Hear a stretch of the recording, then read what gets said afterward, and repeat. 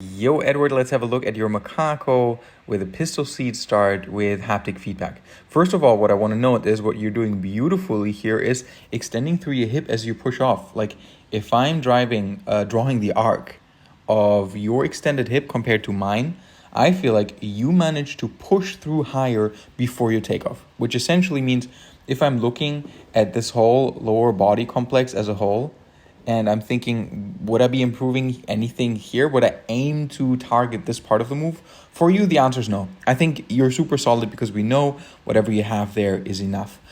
But that then means what else should we be focusing on? What else can we see?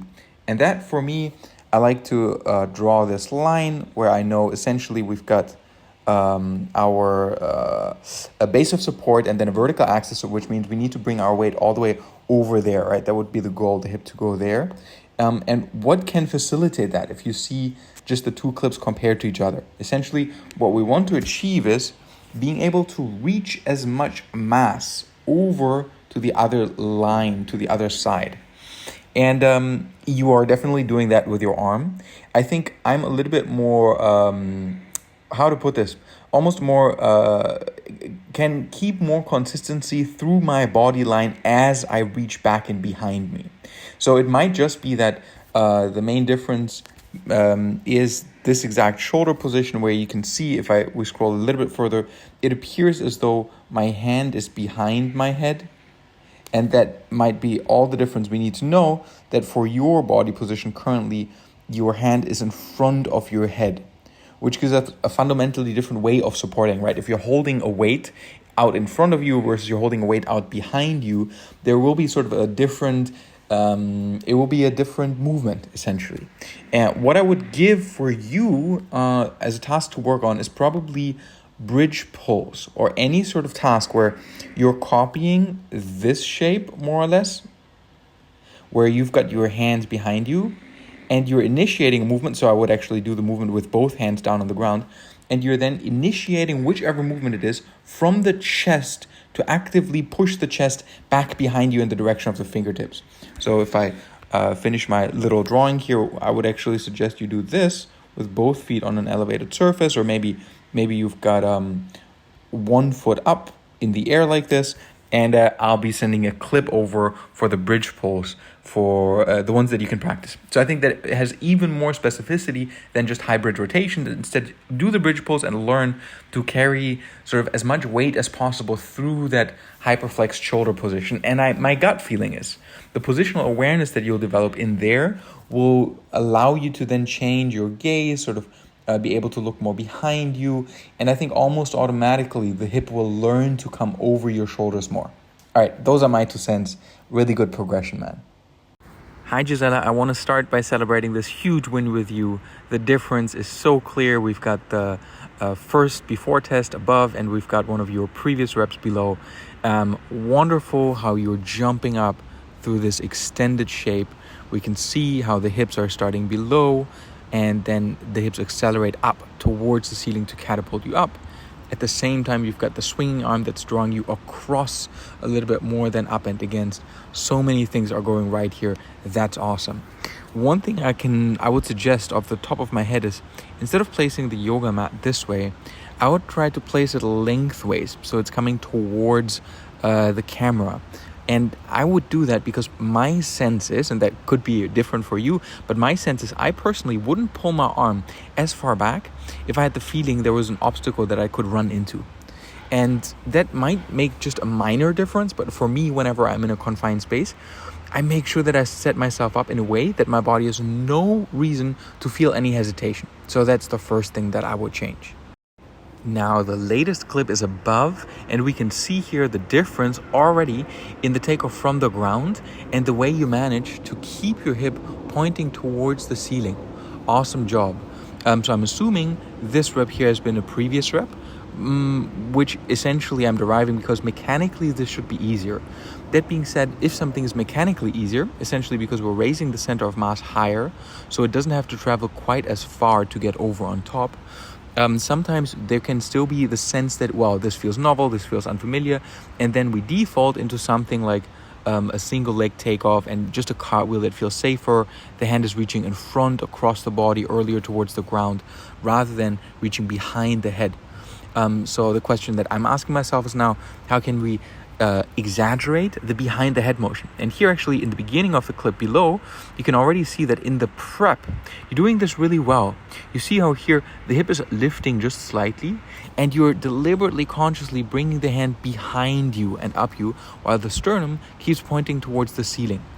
Awesome job at that. Then of course in the jump itself we see that shape has changed, right? If you compare with me just the setup here and how the gaze clearly is sort of looking towards the ground, and then we can see how the hand is also setting up sort of more or less in one line.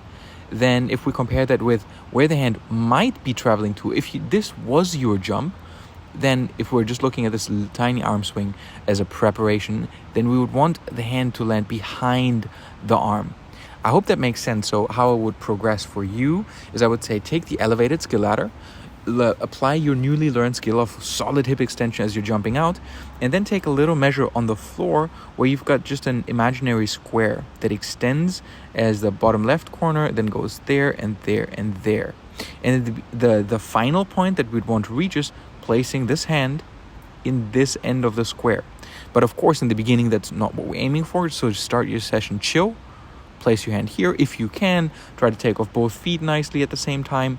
And then over time, try to go more and more towards that outer corner. All right, drawing is getting a bit messed up, but I hope this is some helpful feedback. Really good job. Jamie, I'm pretty sure the first time I saw this clip, I gasped. I was like, what? How are you doing this? Great job, Jamie. Really phenomenal progress. I actually don't want to compare your clip. I just want to have a look and see what's happening. What you guys can see really nicely is that the movement is initiated by the reach of the hand. And something that we can say with relative confidence is that extremities accelerate faster than the center, simply because of the leverages, because of the way that, spatial movement works, right? The outside of a wheel always travels faster than the inside. So this is just really, really good. Great movement, great initiation through the hand. Then we can see that your gaze is also quite clear. It's really oriented upwards and backwards, which means, look at this, guys, wonderful. We're seeing a takeoff of one foot, and it's the inside foot that Jamie is pushing off of, right? So the outside of the foot is kicking, and usually, in the beginning I said to some beginners, like, maybe we don't want to have this takeoff shape, because it could mean that if we were to now look down towards the ground, we would be cartwheeling. But just look at how nicely Jamie keeps her upper body oriented in the right position, which means she gets a solid push. And this, by the way, what does that remind you of? I hope it reminds you at least a little bit of the reverse cartwheel good morning shape, correct? And that, by the way, is the key to doing backwards cartwheels later on as well. So in some way, Jamie is really progressing nicely towards more and more advanced skills. Let's see. Here we can see a little bit of a counter reaction where you can see if the macaco was sort of aiming to hit the peak shape, then we would want the hip to travel up and back a little bit more. And you can see right in that moment when the hip can travel further, what's the arm doing? The arm is stopping as well, where we see this is the reach pattern and usually would try to come more underneath here, but then the arm is sort of traveling a little bit further down and then starting to reach back in order to counter the rest of the body. So that's sort of a really clear compensation movement. It makes a ton of sense. And here, what could we tell Jamie? Essentially, at this point, just keep going. You're doing wonderful. Of course, you can practice with variations where you're consciously reaching the arm more over here the first time that you're doing it. You can expect that your gaze pattern might change. But what I personally would love to see is if you can do exactly what you're doing right now and take some tiny ledge, like a tiny box, a tiny block, that just gives you a bit of a boost, and then just play with the height of that box. And you can even within the session play with different heights and maybe even start so nice and high that you're getting the perfect arch, the hips are stacked over the shoulders, are stacked over the wrist, and then start to take down that little make that block or box or whatever you're using smaller. That would be phenomenal, I think. All right, really, really good job, Jamie. Phenomenal what you're doing. Great job as well, Jet. I think your progress is really obvious and clear to us, so I'm just going to point out a couple of things I see and then leave it at that. All right, what we can see, which is fairly interesting to me, is that Jet is leading with his vision, not with his hand, right? In other words, that is the first movement or the first part that is entering the macaco. That tends to be a solution that's good for people who've got a good amount of flexibility, because usually when we break the line of the neck, which is that slight extension of the neck, right? That tends to be something that the body is not comfortable with if we don't have the flexibility, the ranges, if we're not used to bridging type patterns. So I just want to point out that that's something that Jet does specifically, and it helps him phenomenally. But then also look at how nicely his vision and his arm and the hip extension line up. So in other words, you could almost like point a line where Jet is looking and where the arm is, and then I just keep drawing the line and the angle would stay pretty much the same. That usually is a good sign for motor synergies going on. The moment his, essentially, as he keeps looking further and further back and reaching further and further back, the hip cannot help but travel and ride up this path. That's what you have when really good synergy is happening. One part lead, the other part follows, not with slack. So you can see there's no sudden jolting. It's a very smooth acceleration, and the hand comes exactly where we want it to be. Like that looks, pretty squared off to me, like it's going to land somewhere here behind. Phenomenal as well. In theory, you could land in a handstand. By the way, what would you need to do to land in a handstand? Essentially use less momentum, because I have to highlight this quickly as well. Wonderful peak shape. There's nothing to improve here from my judgment.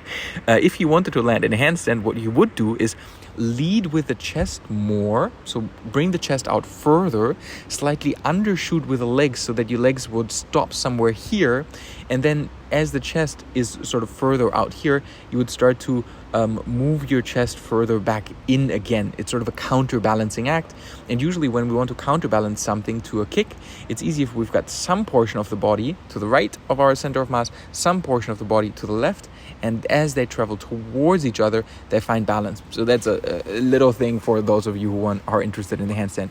I want to look at one more skill ladder of Jets, or one more macaco attempt.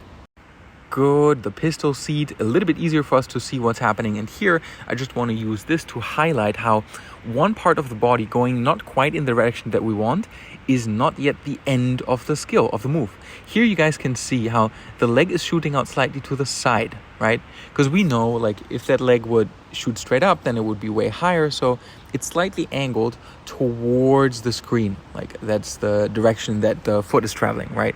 But then what we also see is, look where the hand is traveling. It's moving slightly away from the screen in that direction, correct? So in other words, because of that balancing, where the hand is traveling away from the camera and the foot more towards, he still ends up being fairly centered. Like, we can still see that hand is not quite making a firm contact with the ground, and it means you're more in a one-arm handstand-ish position, and you're dropping more towards the side of the screen. But in theory, you could just exaggerate that as well. So instead of forcing the foot to go straight up, which of course would be one way of solving this and making it a bit cleaner, you could even try to reach the hand further out behind yourself, away from the camera, and that would help as well. So I wanted to use that clip to explain that principle. Laura, it's always good to see you move here, both of your macaco sides, the more familiar side on top and the less familiar side on the bottom. You guys can see Laura's got this really nice moving into the macaco. They almost look the same. And then something is happening midway through. And by the way, a really nice example of how the hand positioning does not define the quality of the macaco. Because have a look at this. If we're looking at the bottom macaco, we could simply judge where are the feet landing, right? So I'm going to mark the starting position real quick. Starting position and starting position. Then we've got the hand placement, and that was a bit of a okay somewhere here. A hand position. Then we've got the second hand coming in as well. Already a little secret we're being told here. And then we've got the final foot position. And here for the final foot position, that's where we've got most of the markers, and then the final foot is somewhere there. So essentially, if I scroll to the beginning, let's see, where am I at? If I scroll to the beginning and all that we're looking at is these different footprints, imprints, then we are already getting a sense that in the tendency when we're closer together is it means that less energy was spent here. Like to travel further almost always takes more energy. It depends a little bit of like how high the center of mass goes, but that already gives us a clue. And of course, in 3 dimensions, what we're seeing a little bit clearer here, and I think here it starts to get clear, is how this lake is starting to come towards the camera, right? So it's moving it towards us into that direction, versus in the clip above, Laura's more familiar side, we're seeing this really nice like over the top position. Or in another way, we're looking at the same relative position in terms of timing, and we can see the hips and the shoulders and then the base of support, and the hips and the shoulders and the base of support. Now the hip position alone in this perspective doesn't tell us that much, but we know from being good at reading 2-dimensional video that Laura's coming out essentially traveling like this a little bit, correct? Does everyone see that?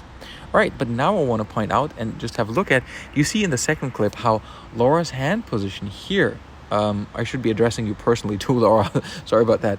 Your hand positioning in the second clip is not so much the sort of the dream position that we sometimes think of when we think about macaco to headstand, but it's more sort of on a perpendicular line, right? You're traveling straight back there. And at the same time, your macaco on the right side is beautiful.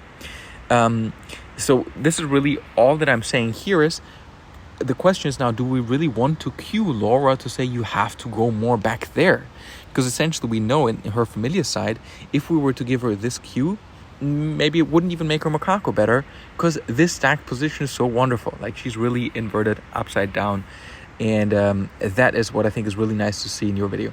And like for anyone who hasn't noticed, Laura is landing in a contralateral position here where the left hand is on the ground, but then the right foot is landing.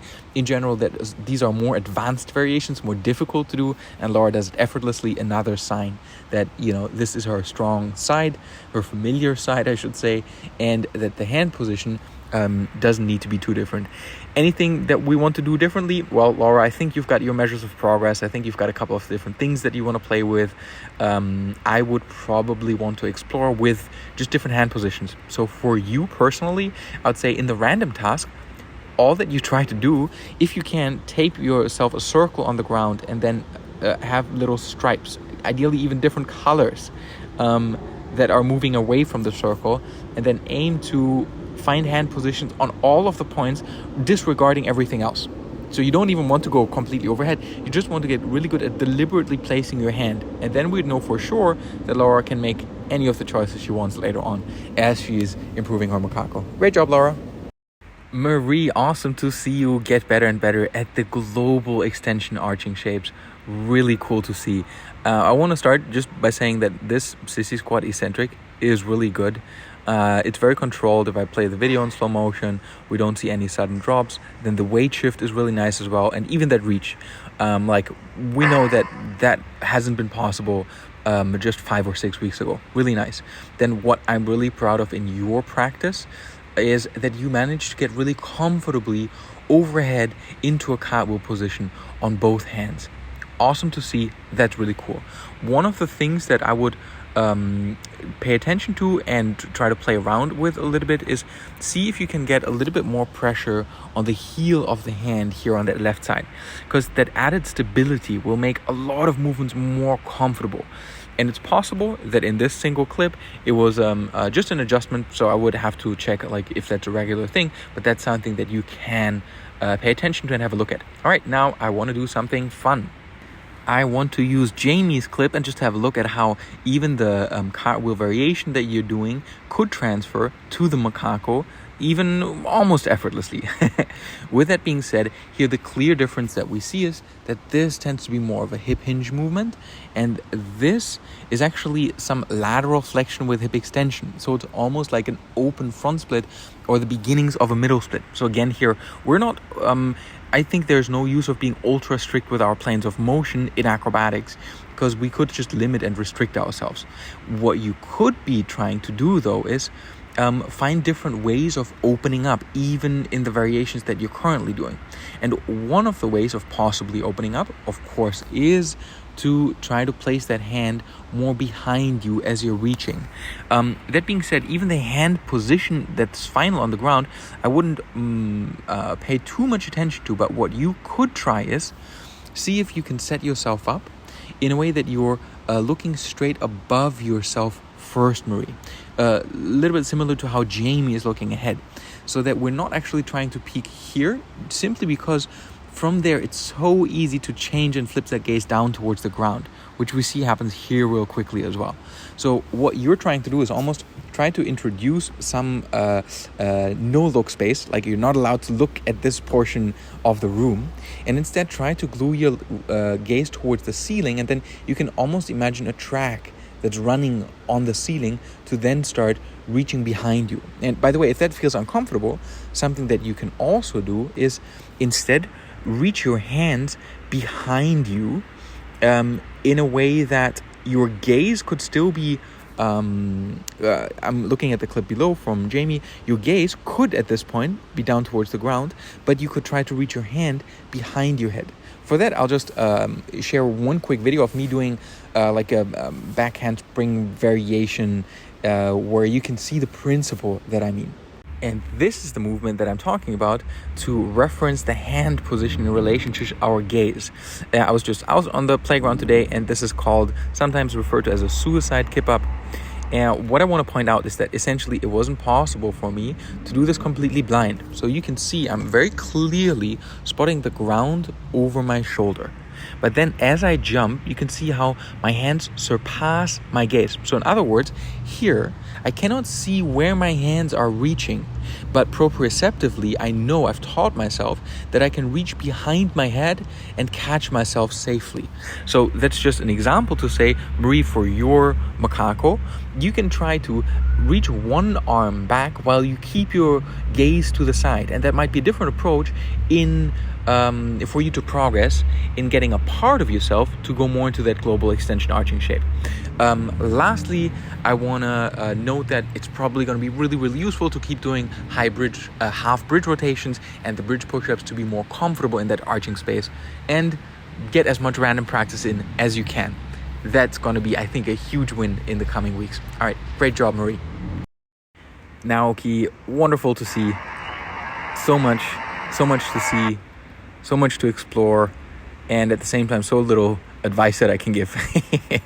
Just have a look at this, guys. I'm pretty, you can see how Naoki's global extension shape is actually much nicer. You extend throughout the thoracic really nicely as you pull here. So much of your movements synchronize and play together. So at this point, I only have cues for how to build even more skill than you already have. I can't really, this to me is the peak shape that we want to hit, and everything else is just playing around. So what you can play with, which is tricky but can be rewarding, is try to keep as much tension as possible in your bottom leg. And you can see me actually breaking the tension here a little bit. And throughout the whole movement, my leg doesn't carry as much tension as it could be. And in part, that sometimes can be a restriction in hamstring flexibility, which also cross the knees, right? So it's kind of a tell for us that, my hamstrings could be a little bit tight there. I want to work on it. But essentially, if you imagine that we're attaching a weight here and we're kicking that weight up as powerfully as we possibly can in the right direction, then the moment I've got slack in the system, there'll be some energy that just dissipates into this joint. So that's why we would want to move with straighter joints in general, but it's more of a theoretical look at the movement. It might not even be that practical and more aesthetic than practical.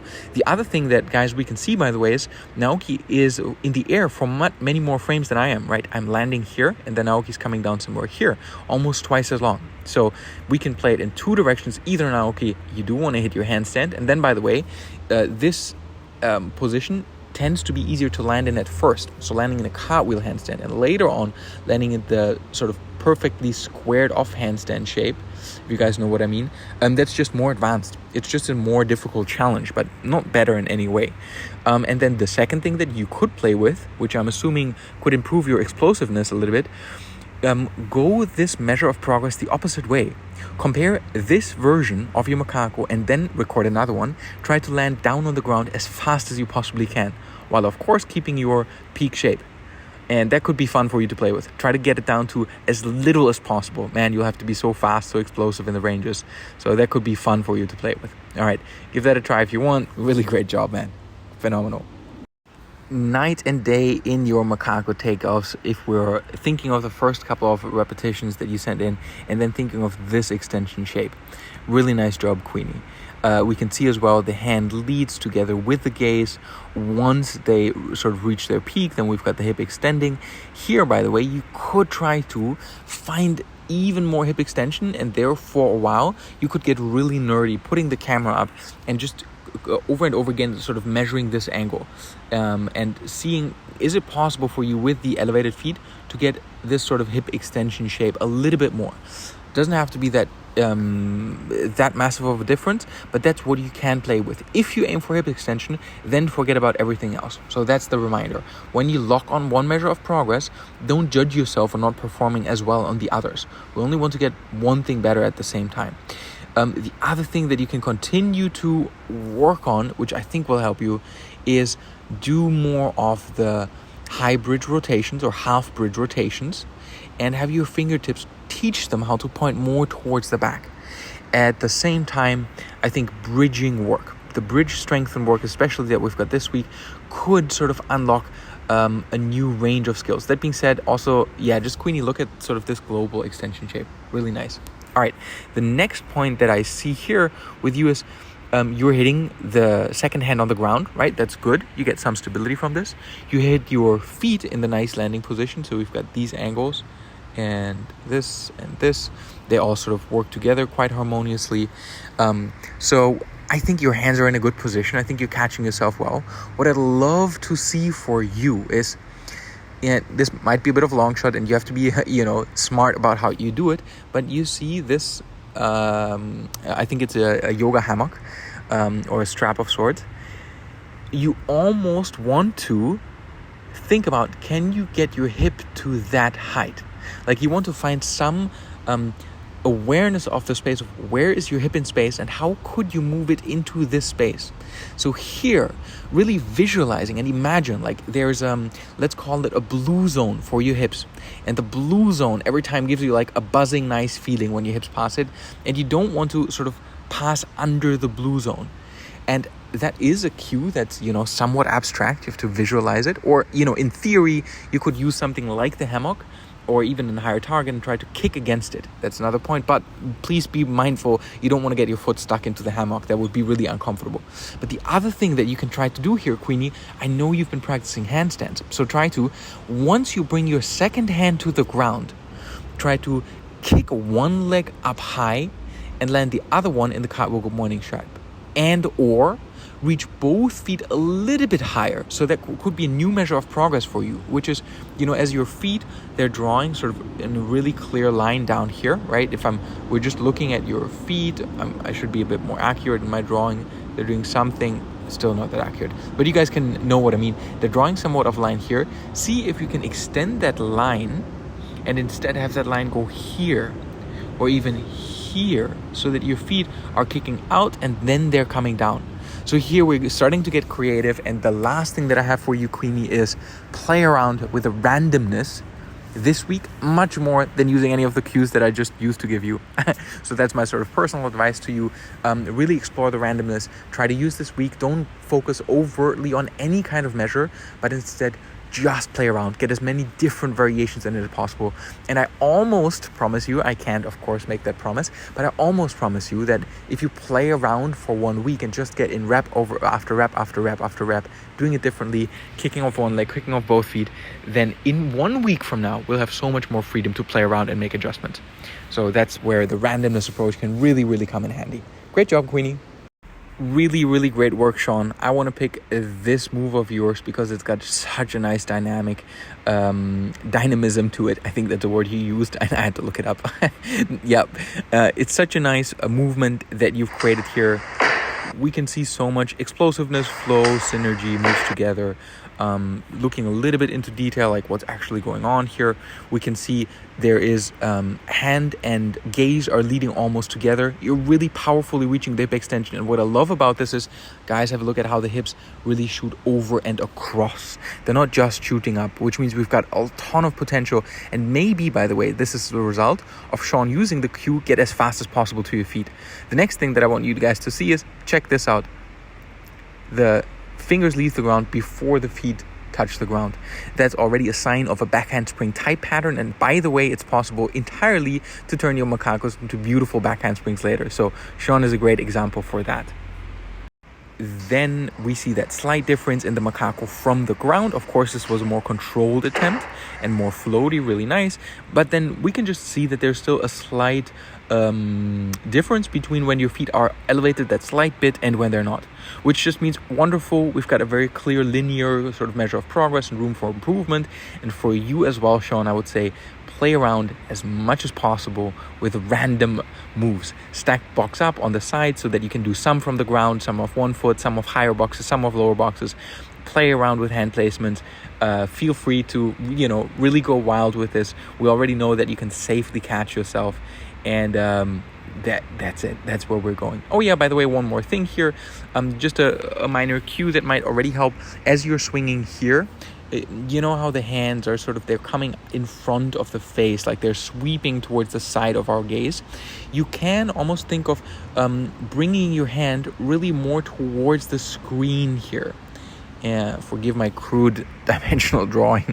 But if you think about, as you're jumping, like really reach your hand more towards me, towards the screen, then of course it might square off a little bit, but it could also offset the slight bend over to the side. And then you might find by just changing where your hand reaches, by traveling more, towards us here, you might find that your spine, your hip ends up being completely stacked over your shoulders. All right, that was it from my end. Have loads of fun with the practice.